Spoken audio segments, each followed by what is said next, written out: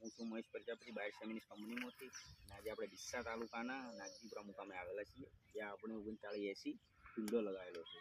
તો આપણે ખેડૂત મિત્રોને પૂછ્યું કે આપણી વેરાયટી કેવી લાગી. આજ સુધીની 3 થી 4 વીણી થઈ ચૂકી છે.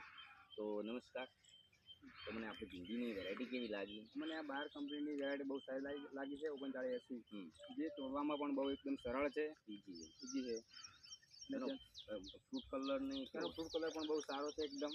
બધી વેરાયટી માર્કેટ ડીમ છે તો પણ આપણો માલની તેઓ વેપારી કેવી કદર થાય? મૂળ ઉતરી જાય, વેપારી એકદમ તરત લઈ લે. બરોબર. એટલે મૂળ કળી અને એકદમ નાની સાઈઝની હોય છે, એ બહુ મોટી નહીં થતી.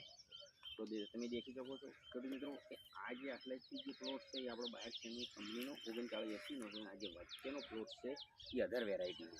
તમે એનો ડિફરન્ટ નરી ઓંખે પણ તમે દેખી શકો કે એટલું ડીમ છે.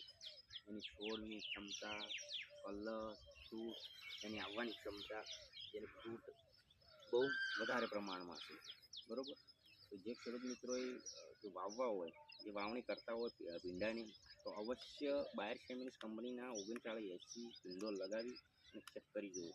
ખાતરી કરો કે કેવો ભીંડો. નમસ્કાર.